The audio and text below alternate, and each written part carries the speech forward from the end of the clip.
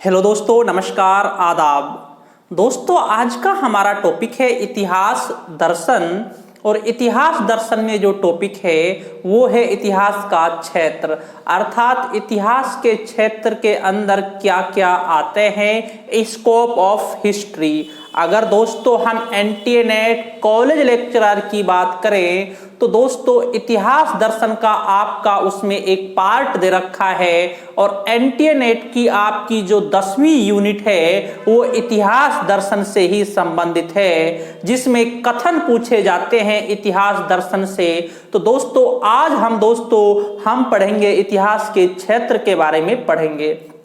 दोस्तों समझना, सबसे पहले समझना, अगर दोस्तों हम इतिहास के पिता हेरोडोटस की बात करते हैं तो हेरोडोटस ने जो पुस्तक हिस्टोरिका लिखी थी उसमें दोस्तों अतीत के घटनाओं के बारे में लिखा था। और दोस्तों उन्होंने भी ये नहीं सोचा था कि जो इतिहास का जो क्षेत्र है ये कितना विस्तृत हो जाएगा। अगर दोस्तों हम बात करें 5वीं 6वीं शताब्दी ईसा पूर्व से हम वर्तमान 21वीं शताब्दी तक की बात करें तो दोस्तों इतिहास का जो क्षेत्र है वो दिन प्रतिदिन इसका विस्तार होता गया है। अगर दोस्तों हम बात करें जो ये इतिहास का जो क्षेत्र है वो राजनीति से लेकर सामाजिक, आर्थिक और दोस्तों राजनीति तक दोस्तों इसका जो क्षेत्र है वो काफी विस्तार होता गया है। इसके बाद दोस्तों हम बात करें दोस्तों E.H. कार की हम बात करें तो दोस्तों E.H. कार की हम बात करें, उन्होंने भी दोस्तों इसके क्षेत्र के बारे में काफी चर्चाएं की है, काफी इसके क्षेत्र के बारे में किया है। हम J.B. ब्यूरी की बात करें तो दोस्तों उन्होंने कहा है जो इतिहास है, इतिहास विज्ञान है कम ना अधिक, अर्थात J.B. ब्यूरी ने दोस्तों इतिहास को एक विज्ञान का रूप दे दिया।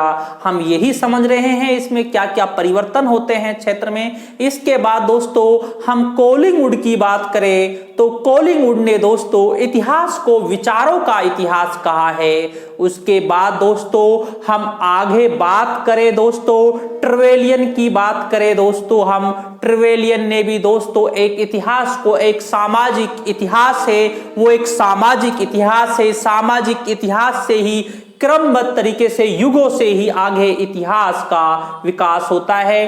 तो इतिहास को एक सामाजिक इतिहास।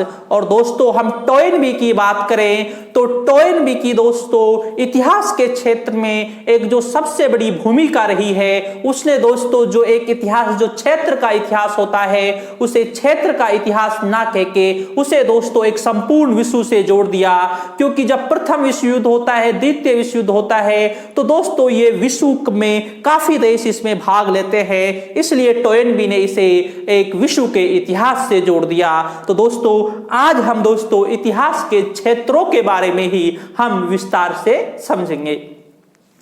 समझना दोस्तों, सबसे पहले दोस्तों जो हम इतिहास जो लिखते हैं, इतिहास में तीन मेन चीज होती है। नंबर पहले है घटना, नंबर पहली होती है घटना, ठीक है ना। इसके बाद होती है घटित, इसके बाद होती है क्यों, ठीक है ना। ये तीन चीजें इतिहास में मुख्य होती है। घटना, कोई घटना है, क्यों, फिर उसके बाद आती है घटित, कब घटित होती है, उसके बाद आता है क्यों घटित हुई। ये तीन चीज इतिहास में होती है और इतिहासकार इन तीनों चीजों को लेकर ही चलते हैं। और इसमें क्या होती है दोस्तों समझना, एक होता है दोस्तों साक्ष्य होता है, एक होता है स्रोत होता है, एक साक्ष्य होता है और एक स्रोत होता है, ठीक है ना दोस्तों। इन्हीं से बने हैं, इनको समझना थोड़ा बिल्कुल सिंपल है। ये इतिहास दर्शन बिल्कुल भी टफ नहीं है। आप सोच रहे हो कि इतिहास दर्शन टफ है, बिल्कुल टफ नहीं है, बस हमें समझने पे थोड़ा ध्यान देना होता है, वरना बहुत ही सिंपल है। अगर आप समझेंगे तो आपके बहुत जल्दी याद हो जाएगा। अगर आप रट्टा मारते हैं इतिहास दर्शन में तो वो याद नहीं हो पाता, क्योंकि जो ये इतिहास दर्शन है हमारे इर्द गिर्द ही घूमता रहता है। जैसे हम पढ़ते रहते हैं, जैसे हमारा परिवार होता है, समाज होता है, उसी तरीके से जैसे घटनाएं घटती है हमारे समाज में, छोटी घटनाएं घटती है, परिवार में छोटी घटनाएं घटती हैं और इतिहास में बड़ी घटनाओं का उल्लेख किया जाता है, छोटी घटनाओं को इग्नोर किया जाता है। और इतिहासकार ने जिन बड़ी घटनाओं का उल्लेख किया है वही इतिहास बन जाता है। जैसे हम बात करते हैं पानीपत के प्रथम युद्ध की बात करें, द्वितीय की करें, तृतीय की करें, खानवा के युद्ध की बात करें, वाटरलू के युद्ध के बारे में बात करें, बक्सर का प्लासी के युद्ध के बारे में बात करें, जो बड़ी घटनाएं हैं वो दोस्तों इतिहास बन गई, वरना घटना तो और भी छोटी मोटी बहुत घटी थी, उनका हम उल्लेख नहीं करते। ऐसे ही दोस्तों इतिहास में महान पुरुष का उल्लेख किया जाता है। यूं तो पुरुष छोटे मोटे बहुत पुरुष होते हैं, लेकिन उल्लेख किसका किया जाता है? जो एक महान आदमी होता है उसका इतिहास में उल्लेख किया जाता है, उसी को हम पढ़ते हैं। अगर दोस्तों हम बात करें भारत के स्वतंत्रता संग्राम की, हम बात करें, काफी क्रांतिकारी थे, बहुत क्रांतिकारी थे, लेकिन उल्लेख जो किया जाता है वो सिलेक्टेड क्या ही किया जाता है। जैसे हम बात करें दोस्तों, हम महात्मा गांधी, पंडित जवाहरलाल नेहरू और सरदार वल्लभ भाई पटेल, और दोस्तों हम क्रांतिकारी सुखदेव, भगत सिंह, राजगुरु, तो हम बात करें दोस्तों ज्यादा से ज्यादा 40-50 नाम आते हैं प्रसिद्ध भारत के स्वतंत्रता संग्राम में। क्या आपको लगता है कि भारत के स्वतंत्रता संग्राम में जो भारत को आजादी प्राप्त होती है, क्या 40-50 व्यक्तियों ने भारत को आजादी दिलाती थी? नहीं, उनके साथ जनता का समर्थन था। किसका समर्थन था? जनता का समर्थन था। तो इसी तरह दोस्तों जो इतिहास दर्शन है, और इतिहास दर्शन में इतिहास का जो क्षेत्र है, इसमें दोस्तों यही समझाया जाता है। समझना दोस्तों, घटना क्यों घटना कौन सी है? जैसे हम घटना घटते हैं, घटना पानीपत, कौन सी आ गई? पानीपत प्रथम, ठीक है ना। घटित कब घटित होती है दोस्तों? 21 अप्रैल 1526। कब घटित होती है? 21 अप्रैल 1526। क्यों घटित होती है भाई? अब यहां पर जो ये क्यों जो शब्द है, ये शब्द इतिहास में बहुत महत्वपूर्ण है। जो ये क्यों शब्द है ये इतिहास में बहुत महत्वपूर्ण है। क्यों घटित होती है भाई? बाबर भारत पर आक्रमण करने के लिए क्यों आते हैं? क्योंकि दोस्तों बाबर भारत पर आक्रमण करने के लिए यूं आते हैं, बाबर ने अपनी पुस्तक आत्मकथा बाबरनामा में लिखा था, जब मैंने काबुल पर अधिकार स्थापित किया था, 1504 ईस्वी के लगभग जब मैंने काबुल पर अधिकार स्थापित किया था, उसी समय मैंने ये सोच लिया था ये काबुल मेरे लिए सुरक्षित नहीं है, मुझे एक ऐसे सुरक्षित देश की जरूरत थी, या एक राष्ट्र की जरूरत थी जहां पर मैं सुरक्षित रह सकूं। क्योंकि दोस्तों जब काबुल में थे बाबर, तो बाबर के ऊपर काफी आक्रमण होते थे। जो उज्बेक शासक थे दोस्तों, वो बहुत परेशान करते थे बाबर को, और इसीलिए बाबर को लगा जो सुरक्षित जो देश रहेगा मेरे लिए वो भारत रहेगा। और बाबर भारत पर अपना पैतृक अधिकार भी मानते थे, क्योंकि बाबर का पूर्वज 1398 ईस्वी में तैमूर लंग ने दिल्ली को जीत लिया था, इसलिए बाबर भारत पर अपना पैतृक अधिकार भी मानते थे, इसीलिए बाबर ने भारत पर आक्रमण किया। क्यों? वो सारी घटना हो चुकी। ठीक है दोस्तों, ये 3 घटनाएं मेन चीज होती हैं, घटना, घटित और दोस्तों क्यों, ठीक है ना, क्यों। एक बात इतिहास में आप हमेशा याद रखना, कोई भी घटना घटित होती है उसके पीछे कारण होते हैं। बिना कारण के इतिहास में कोई भी घटना नहीं घटित होती। दोस्तों कोई किसी पर आक्रमण करता है तो क्यों करता है दोस्तों? इसके पीछे भी कारण होता है। क्योंकि दोस्तों एक बात आप हमेशा याद रखना, आर्थिक कारण हमेशा जुड़ा रहता है, इसीलिए इतिहास को आर्थिक इतिहास भी कहा जाता है। क्या कहा जाता है? इतिहास को आर्थिक इतिहास भी कहा जाता है। और एक बात आप समझना, जो शासक होता है किसी पर आक्रमण करता है, शासक राजनीति में आता है, और दोस्तों जब आक्रमण करते हैं शासक, उस राज्य को जीत लेते हैं और दोस्तों वो एक इतिहास बन जाता है। इसलिए राजनीति और इतिहास एक दूसरे से जुड़े हुए हैं। हम उन सभी जो 10-11 जो पॉइंट हैं, राजनीतिक इतिहास, सामाजिक इतिहास, आर्थिक इतिहास, राजनयिक इतिहास, विश्व का इतिहास, तो दोस्तों हम उन सभी पर चर्चा करेंगे जो 10-11 जो पॉइंट मोस्ट इंपॉर्टेंट बनते हैं और कौन कौन से इतिहासकार ने क्या क्या कहा है उन सभी पर विस्तार से हम चर्चा करेंगे। ठीक है, तो दोस्तों ये थोड़ी सी एक इसके बारे में एक बेसिक जानकारी हो गई। और अब दोस्तों एक होता है साक्ष्य होता है, एक होता है स्रोत। साक्ष्य दोस्तों ऐसा होता है इतिहास में कोई चीज हमें मिलती है, हमें हम कह दें किसी सैनिक का हेलमेट मिलता है, जूते मिलते हैं, मूर्तियां मिलती हैं, वो साक्ष्य में आते हैं। और स्रोत लिखे हुए लेख मिलते हैं। इसमें क्या आते हैं? लेख आते हैं। इसमें किसमें दोस्तों? स्रोत में लिखे हुए लेख मिलते हैं, ताम्रपात्र मिलते हैं। और दोस्तों जो पत्थर पर लेख लिखे जाते हैं उसे हम पाषाण लेख कहते हैं। पाषाण लेख, ठीक है ना, पाषाण। तो दोस्तों पत्थर के लेख भी मिलते हैं जिन्हें शिलालेख भी कहा जाता है। क्या कहा जाता है दोस्तों? शिलालेख। तो दोस्तों ये सारी चीजें ही हमारे इतिहास दर्शन में आती है और इतिहास के स्टूडेंट के लिए इतिहास दर्शन, इतिहास का क्या क्या क्षेत्र है वो जानना बेहद जरूरी है। अगर हम इतिहास की बात करें तो सबसे लंबा जो विस्तृत जो सब्जेक्ट है, जिसका क्षेत्र है, वो इतिहास का ही क्षेत्र है। नंबर पहला है दोस्तों, हमारा पहला पॉइंट है हमारा राजनीतिक इतिहास। पहला पॉइंट कौन सा है दोस्तों? राजनीतिक इतिहास, मोस्ट इंपॉर्टेंट दोस्तों। राजनीतिक इतिहास रटने का नहीं है दोस्तों, समझने का है। रटने का बिल्कुल नहीं है, ये बात मैं हमेशा कहता आया हूं। इतिहास रटने का बिल्कुल नहीं होता। राजनीतिक इतिहास, राजनीतिक इतिहास, इतिहास, राजनीतिक इतिहास, समझना दोस्तों, राजनीतिक इतिहास, ठीक है ना। इसे दोस्तों इतिहासकार A.L. राउज ने इतिहास का रीड कही है। इतिहास की रीड कही है। क्या कही है? रीड कही है इतिहास की, A.L. राउज ने, ठीक है ना। ठीक है, अब आप समझना ये राजनीतिक इतिहास क्या होता है। रटने का नहीं, समझने का। राजनीतिक इतिहास राजनीति से जुड़ा हुआ है। किससे जुड़ा हुआ है? राजनीति से जुड़ा हुआ है। समझना, एक छोटा सा एग्जाम्पल समझना।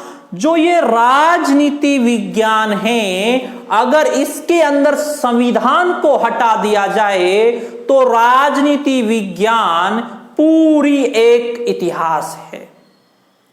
क्या है? एक इतिहास है। समझना, हम बात करें भारत के प्रथम प्रधानमंत्री पंडित जवाहरलाल नेहरू। क्या थे? भारत के प्रथम प्रधानमंत्री पंडित जवाहरलाल नेहरू थे। राजनीति के माध्यम से प्रधानमंत्री बनते हैं। और समझना दोस्तों, प्रधानमंत्री बनने के बाद हम उसे इतिहास में भी पढ़ते हैं। राजनीति से आते हैं इतिहास में। कहने का मतलब यह है, आज की जो राजनीति है वो कल का इतिहास होगा। हम बात करें भारत के प्रधानमंत्री वर्तमान में नरेंद्र मोदी जी, राजनीति के माध्यम से भारत के प्रधानमंत्री बनते हैं, लेकिन हम भारत की राजनीति में भी पढ़ते हैं और इतिहास में भी पढ़ते हैं नरेंद्र मोदी जी, पंडित जवाहरलाल नेहरू के नाम को। ऐसे ही समझना, हम बात करें अशोक की, हम बात करें, राजनीति एक शासक थे। और दोस्तों अगर हम उसके बाद हम बात करें, अशोक ने कलिंग पर आक्रमण किया था, एक राजनीतिक घटना थी। और दोस्तों कलिंग पर आक्रमण करने के बाद अशोक का हृदय परिवर्तित हो जाता है, जब उसमें दोस्तों 1 लाख के लगभग जब सैनिक शहीद होते हैं। तो दोस्तों अशोक का हृदय परिवर्तित हो जाता है। उसके बाद दोस्तों अशोक युद्ध की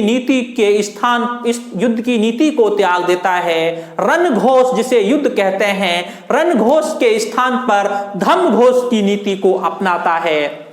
उसके बाद दोस्तों हम अकबर महान की बात करें। अकबर महान ने जो आक्रमण किए थे, जो विजय प्राप्त की थी, वो राजनीतिक घटना थी, लेकिन वो एक इतिहास बन जाती है। इसके बाद दोस्तों हम बात करें किसकी, महात्मा गांधी जी की हम बात करें, पंडित जवाहरलाल नेहरू की हम बात करें, तो दोस्तों भारत को आजाद कराने में राजनीति में भाग लेते हैं, घटनाएं घटती हैं और आगे चलकर वो इतिहास बन जाती हैं। कहने का मतलब ये है, जो राजनीतिक जो ये है हमारा, ये राजनीति इतिहास एक बहुत महत्वपूर्ण है दोस्तों, क्योंकि दोस्तों हम किसी की भी बात करें, शासकों की बात करें, उनके जीवन में पहले राजनीतिक घटनाएं घटती हैं और बाद में वो एक इतिहास बन जाता है। अगर कोई शासक किसी पर आक्रमण करता है तो वो राजनीति से संबंधित है, बाद में उसे विजय प्राप्त कर लेता है, वहां पर कोई सुधार करता है, वो सारा इतिहास होती है। इसलिए दोस्तों राजनीति और विज्ञान, राजनीति और इतिहास एक दूसरे से काफी जुड़े हुए हैं। जो आज की जो राजनीति है वो कल का इतिहास होगा। इसीलिए दोस्तों इतिहासकार A.L. राउज ने इसे इतिहास की रीढ़ कहा है। और दोस्तों ये राजनीति इतिहास एक बहुत ही महत्वपूर्ण है दोस्तों, बहुत महत्वपूर्ण है। ये जो सारे जो मैंने एग्जाम्पल आपके लिए समझाए थे, ये राजनीति इतिहास से ही जुड़े हुए हैं। इसलिए इतिहास का जो क्षेत्र है वो राजनीतिक तक भी जाता है। इसके बाद दोस्तों हमारा अगला पॉइंट है, पॉइंट नंबर हमारा दूसरा है आर्थिक इतिहास। नंबर दूसरा पॉइंट है हमारा आर्थिक इतिहास, ठीक है ना, आर्थिक इतिहास।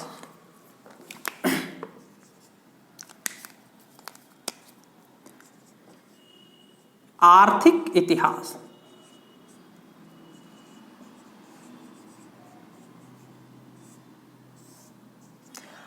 इसकी हम बात करें तो दोस्तों इससे जो जुड़े हुए हैं मुख्य इतिहासकार है, उसका नाम है इतिहासकार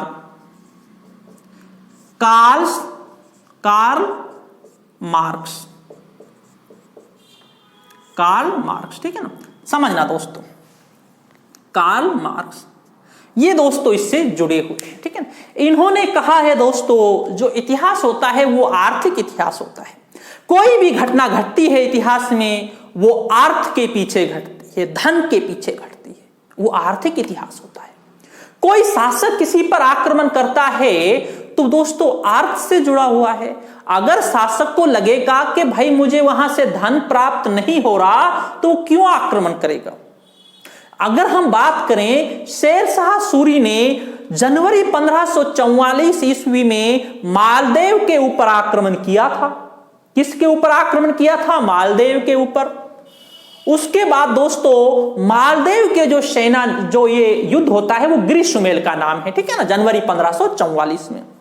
उसके बाद दोस्तों मालदेव के जो सेना नायक थे जेता और कूपा, वो बड़ी वीरता के साथ लड़े थे। आर्थिक पर ही आएंगे हम, आर्थिक पर आएंगे, ठीक है, बहुत अच्छा एग्जांपल है। जेता और कूपा बड़ी वीरता के साथ लड़े थे। उसके बाद दोस्तों उनकी वीरता को देखकर शेरशाह सूरी युद्ध के मैदान में चटाई बिछाकर नमाज पढ़ने लग गए थे। और शेरशाह सूरी के मुंह से अचानक निकला, मैं मुट्ठी भर बाजरे के लिए दिल्ली की सल्तनत गंवा देता। दोस्तों मिलना कुछ था, मिलना क्या था? थोड़ा सा बाजरा मिलना था। क्या होता था यहां पर? केवल जोधपुर में बाजरा होता था और उस बाजरे के चक्कर में मैं दिल्ली की सल्तनत गंवा बैठता। कहने का मतलब है जोधपुर का एक कुछ भी ज्यादा मूल्य नहीं है, केवल बाजरा होता है और उसके चक्कर में तो मैं दिल्ली की राजगद्दी को ही गंवा बैठता।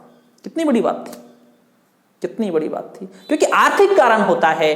अगर बात करें हम, अगर हम बात करें अंग्रेजों की बात कर लेते हैं दोस्तों, हम किसकी? अंग्रेजों की बात कर लेते हैं। 200 वर्ष के लगभग अंग्रेजों ने भारत पर शासन किया। मुख्य रूप से हम लेते हैं 1757 से लेते हैं, 23 जून 1757 प्लासी के युद्ध से हम लेते हैं, ठीक है ना, प्लासी के युद्ध से लेते हैं, 1757 से लेते हैं, 1947 तक हम लेते हैं, 190 वर्ष तक मान लेते हैं, 200 के आसपास, ठीक है ना, 190 वर्ष तक।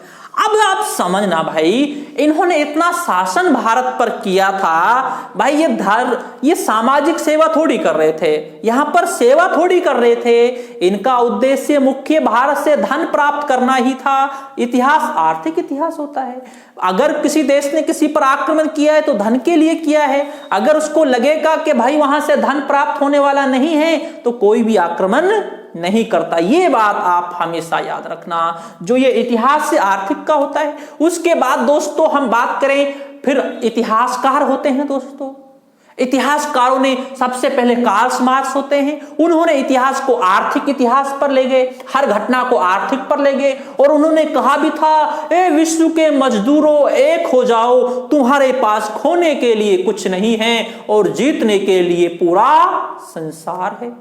अतिरिक्त मूल्य का सिद्धांत वो भी आर्थिक से जुड़ा हुआ है। उसके बाद भारत में आर्थिक इतिहासकार होते हैं, भारत की हम बात करते हैं, डी कौशाम्बी होते हैं, कौन, कौशाम्बी होते हैं जो आर्थिक पर ले जाते हैं। इरफान हबीब होते हैं, इरफान हबीब होते हैं जो आर्थिक पर ले जाते हैं, किस पर ले जाते हैं, आर्थिक पर ले जाते हैं ये घटनाओं को। रजनी पामदत्त होते हैं, रजनी, ठीक है ना, रजनी पामदत्त होते हैं, ये किस पर ले जाते हैं, आर्थिक पर ले जाते हैं हर घटना को। और ये एक सच्चाई भी है, कोई भी घटना ज्यादा घटती है उसमें आर्थिक कारण होता भी है, ये भी सही है। तो इसलिए दोस्तों जो ये आर्थिक इतिहास है ये भी एक इतिहास के क्षेत्र में आता है। कौन सा, आर्थिक आता है दोस्तों, ठीक है ना। तो दोस्तों अगर हम बात करें, जो सूखा वाला क्षेत्र होता है, जो रेगिस्तान होता है, वहां पर दोस्तों आक्रमण बहुत कम होते हैं। जो पहाड़ी वाला क्षेत्र होता है, जो उबड़ खाबड़ वाला क्षेत्र होता है, वहां पर आक्रमण बहुत कम होते हैं। समझना एग्जांपल, अगर हम दोस्तों बात करें, दक्षिण भारत पर किसी भी शासक ने आक्रमण नहीं किया था, किसी ने भी आक्रमण नहीं किया था। अगर हम बात करें, पहला जो मुस्लिम शासक था जिसने दक्षिण भारत पर आक्रमण किया था वो कौन था दोस्तों, अलाउद्दीन खिलजी थे। कौन थे, अलाउद्दीन खिलजी थे, जिन्होंने दक्षिण भारत पर सर्वप्रथम देवगिरी पर आक्रमण किया था। क्योंकि दोस्तों पहाड़ी एरिया था, पहाड़ों को पार करके जाना पड़ता था और उनको पता था कि ज्यादा चीजें मिलने वाली नहीं है। सबसे ज्यादा जो भारत में जो आक्रमण झेले हैं वो उत्तर भारत ने झेले हैं। किसने झेले हैं, उत्तर भारत ने, और जिसका गढ़ था दिल्ली। अगर हम आर्यों की बात करें, आर्य भी सबसे पहले कहां पर आते हैं, उत्तर भारत में ही आते हैं। सबसे पहले पंजाब में प्रवेश करते हैं ऋग्वेद में, उसके बाद उत्तर वैदिक काल में दोस्तों वो मध्य प्रदेश तक आ जाते हैं। कहने का मतलब है अगर कोई आता भी है उसके पीछे भी आर्थिक कारण होता है, अगर कहीं निवास भी करता है उसके पीछे भी आर्थिक कारण होता है, क्योंकि निवास ऐसी जगह किया जाता है जहां से उसे कुछ प्राप्त हो सके। अगर दोस्तों हम हड़प्पा सभ्यता की बात करें, सबसे ज्यादा जो निवास थे वो नदियों के तटों पर थे। किसके, नदियों के तटों पर थे। क्यों दोस्तों, उससे फसल, पानी, फसल के लिए दोस्तों आर्थिक इतिहास ये इतिहास ही है। ये बहुत आर्थिक इतिहास वाला जो पार्ट है ये इतिहास से जुड़ा हुआ एक बहुत बड़ा पार्ट है, जिसे वर्तमान में भारत के इतिहासकारों ने भी एक आर्थिक इतिहास पर लिखना प्रारंभ किया है, जिन्हें मार्क्सवादी कहा जाता है। क्या कहा जाता है, मार्क्सवादी कहा जाता है। ये दूसरा पॉइंट है जो इतिहास का ही है, ठीक है ना। इसके बाद दोस्तों हम अगले पॉइंट की बात करें, ठीक है ना, सामाजिक इतिहास। कौन सा दोस्तों, सामाजिक इतिहास।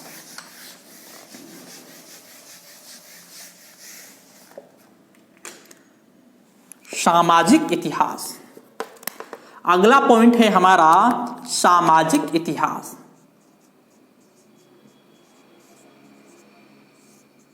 सामाजिक इतिहास, अब ये सामाजिक इतिहास है दोस्तों, इसको दोस्तों कामते की हम बात करें, इतिहासकार कामते, इन्होंने दोस्तों जो इतिहास है उसे सामाजिक इतिहास कहा है।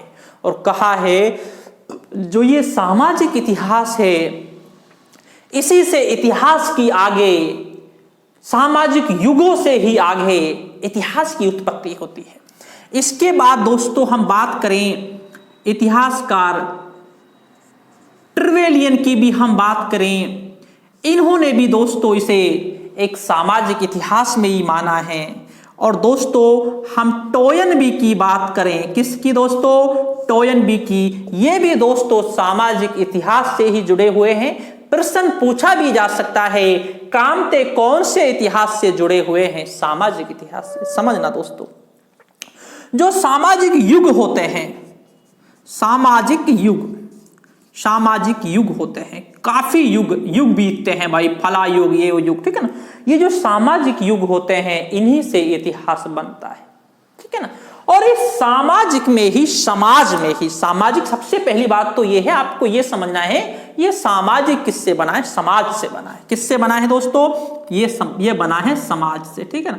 अब दोस्तों जो समाज में जो रहते हैं, उन्हीं से इतिहास बनता है। समझना दोस्तों, हम बात करें दोस्तों महावीर स्वामी, हम महात्मा बुद्ध की बात करें, जो समाज में रहे थे और समाज में रहकर समाज के अंदर जो बुराइयां थी उनको समाप्त करने के लिए सामाजिक सुधार आंदोलन चलाए थे, जिन्हें धार्मिक सुधार आंदोलन भी कहा जाता है, क्योंकि धार्मिक सुधार से ही समाज में सुधार होता था, इसलिए ये आंदोलन चलाए थे समाज में ही। तो इसमें दोस्तों महावीर स्वामी इसी में हैं। महावीर स्वामी, महात्मा बुद्ध इसी के पार्ट है। महात्मा बुद्ध इसी के पार्ट है, समाज के ही। इसके बाद दोस्तों हम बात करें 18वीं 19वीं शताब्दी की बात करें, तो उस समय भी सामाजिक सुधार आंदोलन चले थे, जिनमें दोस्तों हमारे राजा राम मोहन राय थे। इसके बाद दयानंद सरस्वती जी थे, ठीक है ना। दयानंद सरस्वती, विवेकानंद जी। और हम बात करें सर सैयद अहमद खां की, हम बात करें सर सैयद अहमद खां, ये भी इसी समय थे, जिन्होंने दोस्तों समाज में रहकर समाज के अंदर जो बुराइयां थी उन्हें समाप्त करने के लिए आंदोलन चलाए थे, जिन्हें सामाजिक सुधार या धार्मिक सुधार आंदोलन में गिनती की जाती है। इसलिए दोस्तों हम बात करें कामटे ट्रेवेलियन की, हम बात करें टोयनबी की, हम बात करें, इन्होंने जो इतिहास है, जो सामाजिक जो इतिहास है, इस पर बहुत ज्यादा ध्यान दिया है। हम बात करें दोस्तों शासकों की भी, हम बात करें अशोक महान की, हम बात करें अकबर महान की, हम बात करें, उन्होंने भी समाज में रहकर दोस्तों सुधार भी कुछ किए थे। अगर दोस्तों हम बात करें दास है दोस्तों, दास प्रथा पर जो रोक लगाई थी, दासों की खरीद पर जो रोक लगाई थी, वो अकबर ने भी लगाई थी दोस्तों। 1562 ईस्वी में दास पर रोक लगाई थी। तीर्थ यात्रा 1563, तीर्थ यात्रा 1564 पर जजिया कर पर भी रोक लगाई थी। तो दोस्तों ये सामाजिक सुधार ही तो थे, ये सामाजिक सुधार ही तो थे, ये सामाजिक इतिहास के पार्ट तो है ही।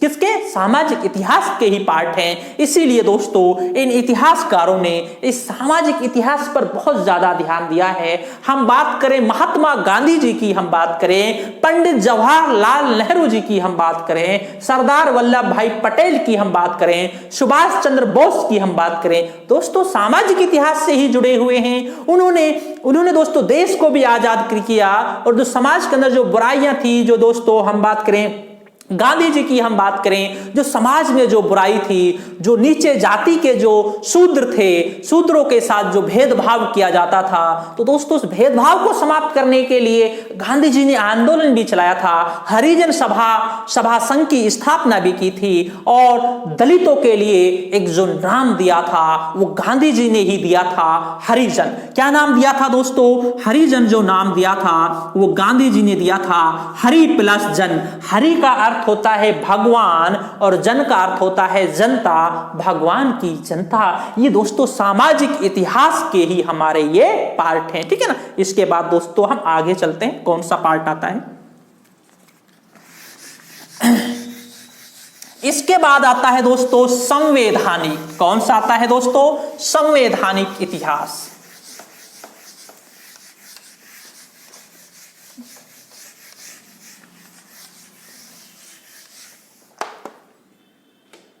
संवैधानिक इतिहास। अगला है दोस्तों हमारा संवैधानिक इतिहास। संवैधानिक इतिहास। इतिहासकार दोस्तों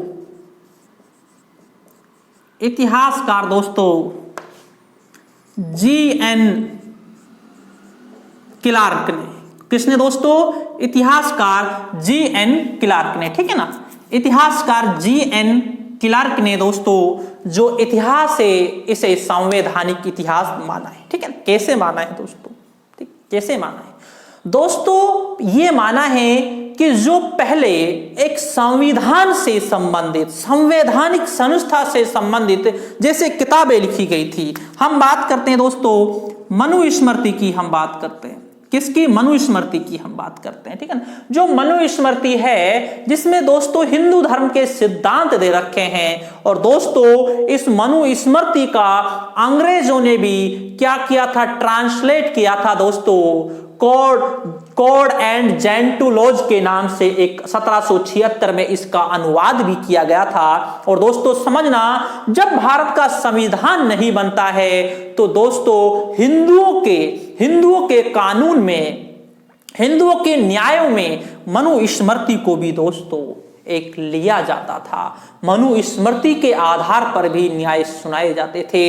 एक बात याद रखना, जब भारत 15 अगस्त 1947 को आजाद हुआ था, जो कट्टर हिंदू थे उन्होंने दोस्तों कहा था, जब भारत के संविधान का निर्माण किया जा रहा था, उन्होंने कहा था भाई हमें कोई संविधान की जरूरत नहीं है, क्योंकि हमारे पास एक अपना ग्रंथ है और वो है मनुस्मृति। हमें तो सिर्फ मनुस्मृति के आधार पर चलना है। ये संवैधानिक से ही जुड़ी हुई है मनुस्मृति। और कहा था भाई हमें कोई तिरंगे झंडे की कोई जरूरत नहीं है, क्योंकि भाई हमारे पास तो क्या है? केसरिया ध्वज है। क्या है? केसरिया ध्वज है। और दोस्तों इस मनुस्मृति में जो नीचे के जो दलित, जो शूद्र हैं, उनके बारे में दोस्तों जो इसका न्याय है वो सही नहीं है, ठीक है ना। उनको दोस्तों उनके हक के लिए ज्यादा अच्छा नहीं है। जो उच्च, जो सवर्ण जाति है, ब्राह्मण, क्षत्रिय, वैश्य है, उनके लिए ज्यादा ये फायदेमंद है मनुस्मृति, ठीक है ना। इसके बाद दोस्तों हम बात करें मनुस्मृति। इसके बाद दोस्तों एक है नेपोलियन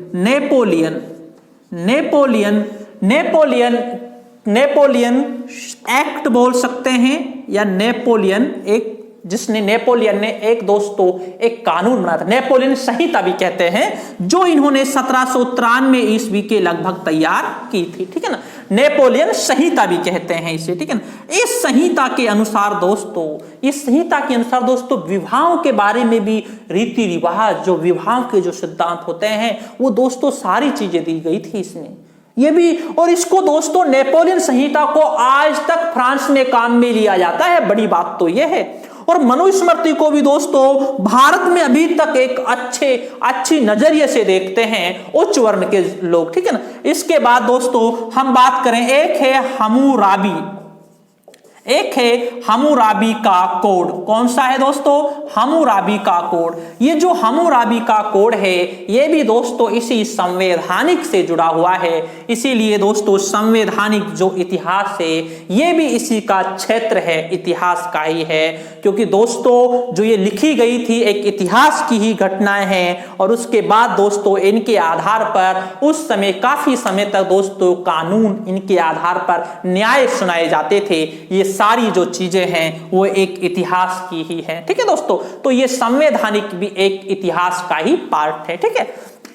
इसके बाद दोस्तों हम बात करते हैं राजनयिक इतिहास। कौन सा है दोस्तों? राजनयिक इतिहास, ठीक है ना।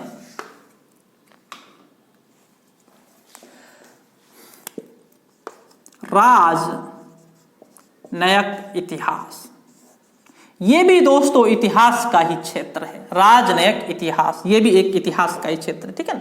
राजनयिक, राजा से संबंधित, जो इस टाइम राजनयिक उस समय जो घटनाएं घटती थी दोस्तों, वो एक इतिहास का ही एक रूप ले लेता था, जिसे राजनयिक इतिहास कहा जाता था दोस्तों। अगर हम बात करें अकबर महान की, हम बात करें अशोक महान की, हम बात करें, जो उस समय जो घटनाएं घटती थी, जो राजनयिक से संबंधित होती थी, उन्हें दोस्तों इतिहासकारों ने, उस समय के इतिहासकारों ने उसका उल्लेख किया है। क्या किया है दोस्तों? उल्लेख किया है। वो राजनयिक इतिहास से संबंधित हैं। शासक के राज दरबार में जो रहते थे, उन्होंने उल्लेख किया है। हम बात करें, हम अकबर के समय की बात करें, अकबर के समय थे अब्बुल फजल थे। कौन थे? अब्बुल फजल। अब्बुल फजल ने दोस्तों अकबर के समय की जो राजनयिक जो घटनाएं हैं, वो भी एक इतिहास है। अब्बुल फजल ने दोस्तों आईने अकबरी, अकबरनामा की जो रचना की थी, वो अकबर की उपलब्धियों का एक अच्छी तरह से एक उल्लेख भी किया था। और दोस्तों अकबर का तो एक इतना उल्लेख किया था, अकबर की एक सूर्य तक से भी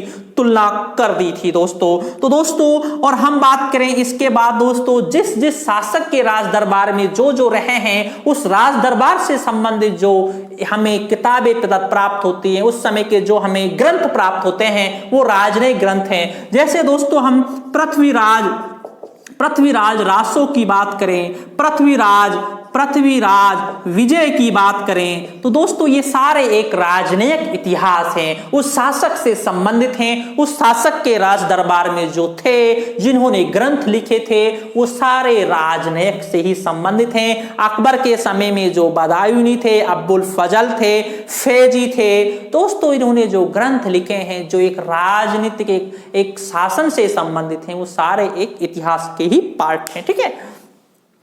इसके बाद दोस्तों अगला है दोस्तों हमें सांस्कृतिक इतिहास। कौन सा है दोस्तों? सांस्कृतिक इतिहास। सांस्कृतिक इतिहास, सांस्कृतिक इतिहास, इसे समझना दोस्तों। सांस्कृतिक इतिहास, ये दोस्तों जो सांस्कृतिक इतिहास है, तो हमने दोस्तों पढ़ा है, जैसे हमने पढ़ा है वैदिक संस्कृति, वैदिक संस्कृति,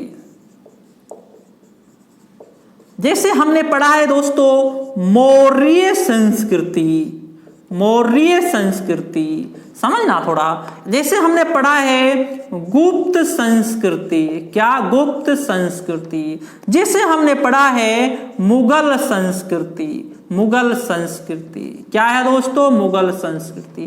कहने का मतलब दोस्तों ये है, वैदिक आर्यों के समय भी संस्कृति थी, जिसका अध्ययन अलग से किया जाता है। मौर्यों के समय भी एक संस्कृति रही है मौर्यों की, जिसका अध्ययन अलग से किया जाता है।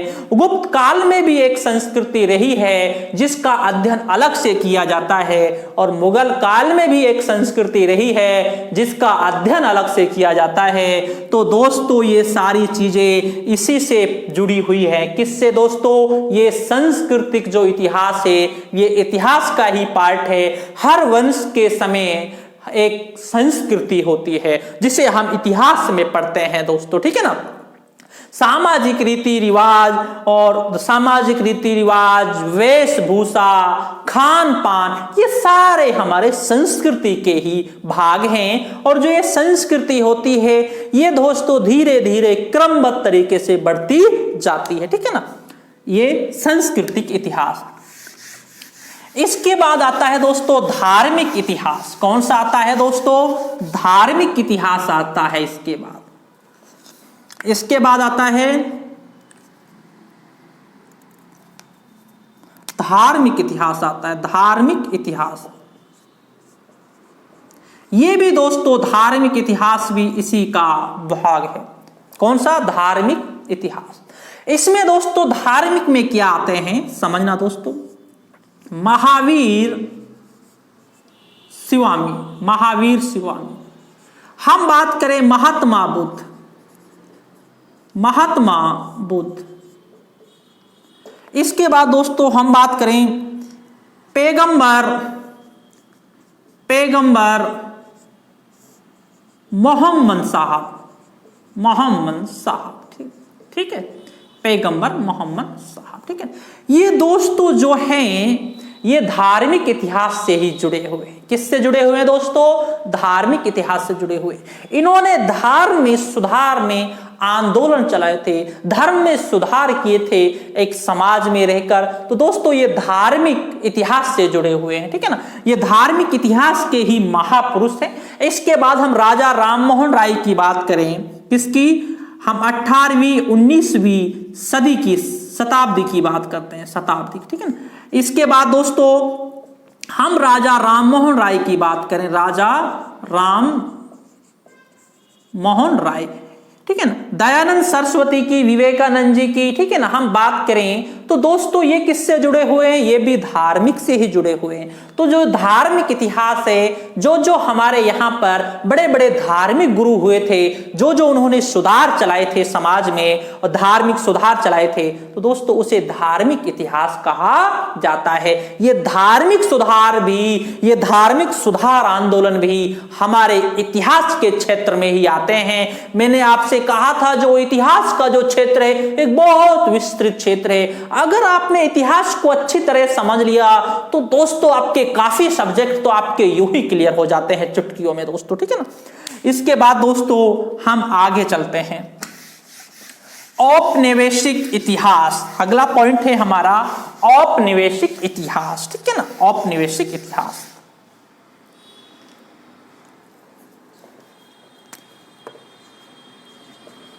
औपनिवेशिक इतिहास, औपनिवेशिक इतिहास, ठीक है ना दोस्तों। हम औपनिवेशिक इतिहास की बात करें 18वीं शताब्दी में दोस्तों, 18वीं शताब्दी में, 18वीं शताब्दी में औद्योगिक क्रांति प्रारंभ होती है दोस्तों। कौन सी औद्योगिक क्रांति प्रारंभ होती है, ठीक है ना, औद्योगिक क्रांति प्राप्त होती है। औद्योगिक क्रांति के बाद क्या होता है समझना दोस्तों, औद्योग, बड़े बड़े कारखाने स्थापित किए जाते हैं। ब्रिटेन में बड़े बड़े कारखाने स्थापित किए जाते हैं और जो विश्व में जो औद्योगिक क्रांति की जो शुरुआत होती है वह दोस्तों ब्रिटेन से होती है। कहां से होती है दोस्तों? ब्रिटेन से होती है, ठीक है ना। अब दोस्तों जो बड़े बड़े जो उद्योग स्थापित किए गए हैं, अब उनके लिए कच्चा माल चाहिए, कच्चा माल चाहिए। क्या चाहिए दोस्तों? कच्चा माल चाहिए। इन उद्योगों के लिए क्या चाहिए? कच्चा माल चाहिए, ठीक है ना, कच्चा माल। अब दोस्तों समझना, कच्चा माल जो चाहिए वह दोस्तों ऐसे देशों से चाहिए जहां पर सस्ते में मिल जाए, ठीक है ना। अब दोस्तों कच्चा माल चाहिए, अब उसके बाद दोस्तों क्या करेंगे? ये रुपए भी ज्यादा देना नहीं पसंद कर रहे, रुपए ज्यादा देना पसंद नहीं करेंगे, ये चाहेंगे थोड़ा फ्री में फोकट में मिले। और एक बात याद रखना, इस उपनिवेशिक में दोस्तों उद्योग जो पति थे, उद्योग पति जो लोग थे, उनकी भी दोस्तों उपनिवेश में दोस्तों महत्वपूर्ण भूमिका रही है व्यापारियों की। किसकी दोस्तों? व्यापारियों की। व्यापारियों ने भी सरकार पर प्रेशर डाला था कि आप उपनिवेश बनाइए, क्योंकि इन व्यापारियों को एक कच्चा माल के लिए एक कोई ऐसा देश चाहिए था जहां से कच्चा माल आए। और उसके बाद दोस्तों इन उद्योगों से तैयार जो माल है उसे बेचने के लिए भी क्या चाहिए था दोस्तों? उपनिवेश चाहिए। इन उद्योगों से माल है जो उसे बेचने के लिए भी क्या चाहिए? उपनिवेश चाहिए। और दोस्तों कच्चा माल लाने के लिए भी क्या चाहिए? उपनिवेश। और बेचने के लिए भी उपनिवेश चाहिए। इसीलिए जो ये उद्योगपति है दोस्तों, इन्होंने सरकारों पर प्रेशर डाला कि किसी देश पर अधिकार किया जाए। और हम बात करें जो अफ्रीका महाद्वीप है उस पर दोस्तों फ्रांस शुरुआत में ये नहीं चाहता था क्योंकि हम उपनिवेश बनाएं। जर्मनी भी नहीं चाहता था कि हम उपनिवेश बनाएं। जर्मनी तो मुख्य रूप से दोस्तों चाहता ही नहीं था। लेकिन दोस्तों जब दोस्तों व्यापारियों ने दोस्तों, किसने दोस्तों? व्यापारियों ने जब ये दबाव डाला काउर के ऊपर कि भाई उपनिवेशों का विस्तार किया जाए, तो उसके बाद दोस्तों क्या किया जाता है? उपनिवेश बनाए जाते हैं, ठीक है ना। तो कच्चे माल को उपनिवेश में क्या आता है? कच्चे माल को बेचने के लिए देश चाहिए, नहीं, कच्चे माल को लाने के लिए, खरीदने के लिए, उद्योगों तक पहुंचाने के लिए देश, ऐसे देश होने चाहिए जिन पर अधिकार हो, और अपने तैयार माल को बेचने के लिए उपनिवेश होने चाहिए जहां पर अपने कच्चे माल को खपा सकें, जहां पर बेच सकें। तो दोस्तों इसलिए उपनिवेशों का विस्तार होता है, ठीक है ना। यह भी दोस्तों उपनिवेशिक इतिहास भी एक इसी से जुड़ा हुआ है, ठीक है। इसके बाद दोस्तों हम अगले इतिहास की बात करते हैं। उपनिवेश के बाद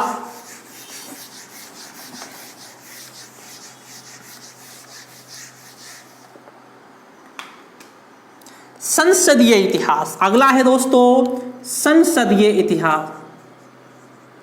संसदीय इतिहास, ये संसदीय इतिहास क्या होता है सबसे पहले समझना। जो दोस्तों संसद होती है, क्या होती है? संसद होती है। संसद जो घटनाएं या कोई बिल पारित करती है, या संसद में कोई दोस्तों किसी देश पर आक्रमण या कुछ भी, संसद जो संसद से संबंधित इतिहास होता है वो संसदीय इतिहास कहलाता है। और दोस्तों इस संसद की घटनाओं को जो लिखने वाले होते हैं इतिहासकार होते हैं, ठीक है, इतिहासकार होते हैं जो इस घटनाओं को लिखते हैं, उसी को दोस्तों संसदीय इतिहास कहते हैं। क्या कहते हैं? संसदीय इतिहास कहते हैं। और दोस्तों इस संसदीय इतिहास की हम बात करें, ए जे टोयनबी की हम बात करें दोस्तों, इन्होंने इस संसदीय इतिहास की आलोचना की है। क्या की है दोस्तों? आलोचना की है इस संसदीय इतिहास की। ए जे टोयनबी ने इस संसदीय इतिहास की आलोचना की है और कहा है जो ये संसदीय इतिहास लिखते हैं ये संसद से संबंधित उसकी बुराइयां नहीं करते, उससे संबंधित लिखते हैं, क्योंकि दोस्तों ये उसी से जुड़े हुए होते हैं। इसलिए संसद की वाली जो कोई बिल होता है, कहीं पर आक्रमण करने का प्रस्ताव होता है तो उसकी ये बुराई नहीं करते, इसीलिए ए जी टोयनबी ने इनकी काफी आलोचना की है। तो दोस्तों ये होता है संसदीय इतिहास, जो एक इतिहास का ही है। एक है सैनिक इतिहास होता है। क्या होता है? सैनिक इतिहास होता है। सैनिक इतिहास, ये दोस्तों जो सैनिक इतिहास है इसमें दोस्तों जो सैनिक होते हैं उनके बारे में बहुत कम लिखा जाता है। जो मुख्य जो सरदार होता है उसके बारे में लिखा जाता है, समझना। सैनिक इतिहास, सैनिक इतिहास। अगर दोस्तों हम बात करें सैनिक इतिहास, हम बात करें दोस्तों नेपोलियन की, हम बात करें नेपोलियन की, नेपोलियन बोनापार्ट। हम दोस्तों नेपोलियन बोनापार्ट की बात करें, एक सैनिक के माध्यम से दोस्तों शासक बनते हैं। किसके माध्यम से बनते हैं? एक सैनिक के माध्यम से शासक बनते हैं। और दोस्तों शासक बनने के बाद एक बहुत अच्छे शासक भी रहते हैं। बाद में वाटरलू के युद्ध में पराजय हो जाती है 1815 में, वो एक अलग बात है, ठीक है ना। लेकिन दोस्तों एक सैनिक के माध्यम से एक शासक बनते हैं, एक इतिहास लिखा जाता है एक सैनिक के माध्यम से। और दोस्तों हम वीर बहादुरों की बात करें, बाबर की बात करें, हम एक सैनिक था, बहुत एक अच्छा सैनिक था, उसके माध्यम से दोस्तों अपने साम्राज्य का एक अच्छा विस्तार करते हैं और भारत तक आ जाते हैं। लेकिन इस सैनिक इतिहास में इतिहासकार केवल मुख्य सरदार का उल्लेख करते हैं, जो बाकी सैनिक होते हैं उनका उल्लेख नहीं होता है। बाकी सैनिकों का कोई उल्लेख नहीं होता, जो मुख्य सरदार होता है उसका होता है।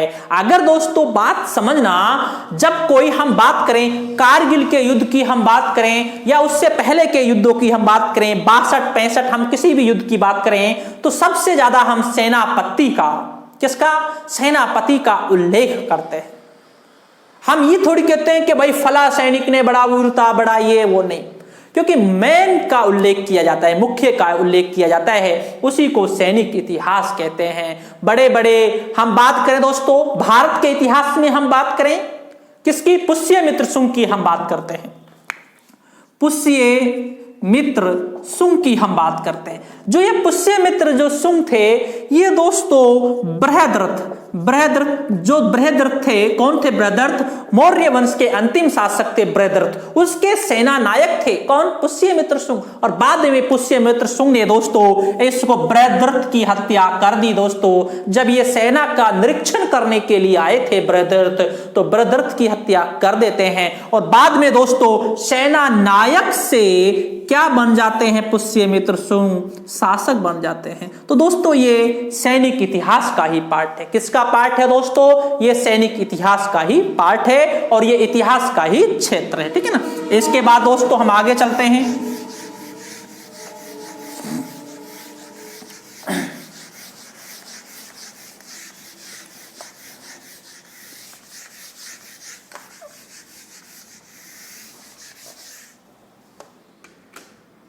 एक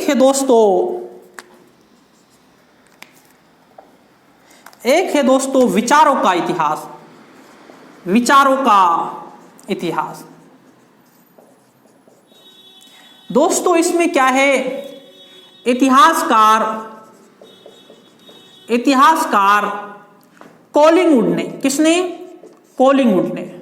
इतिहासकार कॉलिंगवुड ने कहा है जो इतिहास होता है वो विचारों का इतिहास होता है। हमारे जो माइंड है विचारों का इतिहास, हमारे माइंड में जो विचार आते हैं उन्हीं को हम इतिहास में उल्लेख कर देते हैं, तो ये विचारों का इतिहास बन जाता है। लेकिन दोस्तों ये सच्चाई नहीं, इसका विरोध भी किया है वॉल्स ने और अन्य इतिहासकारों ने, इसका विरोध भी किया है। जो इतिहास है वो विचारों का इतिहास नहीं होता है। इतिहास में हमें साक्ष्य भी चाहिए, हमें स्रोत भी चाहिए। ऐसा थोड़ी है जो मैंने बोल दिया साहब वो इतिहास बन गया। मैंने तो बोल दिया कि भाई मैं पहले बहुत बड़ा शासक था, मैंने ये घटना की थी, वो घटना की थी, इतिहास थोड़ी बन जाएगा भाई, ठीक है ना। इतिहास में हमें साक्ष्य और स्रोत की जरूरत होती है, ठीक है ना।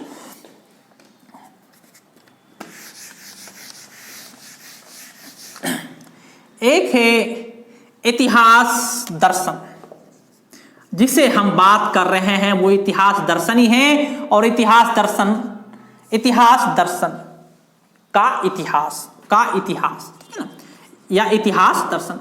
ये जो दर्शन है ये ज्ञान से संबंधित है। दर्शन किससे है? ज्ञान से संबंधित है। और दोस्तों जो वाल्टेयर इतिहासकार जो वाल्टेयर है, इसने दोस्तों इतिहास को इतिहास दर्शन कहा है। ये क्षेत्र सी में आता है जो ज्ञान से संबंधित है। जिस घटना के बारे में हमें ज्ञान प्राप्त होता है, उस समय के बारे में हमें जानकारी प्राप्त होती है। तो दोस्तों ये जो इतिहास दर्शन का इतिहास जो कहा है वे दोस्तों वाल्टेयर ने कहा है, क्योंकि इतिहास से हमें ज्ञान प्राप्त होता है और ये इतिहास दर्शन वाला है, ठीक है ना। एक है दोस्तों कॉमनवेल्थ इतिहास। ये कॉमनवेल्थ इतिहास को आप समझना, क्योंकि ये हमसे ही जुड़ा हुआ है, हम भारतीयों से जुड़ा हुआ है, ठीक है ना। कॉमनवेल्थ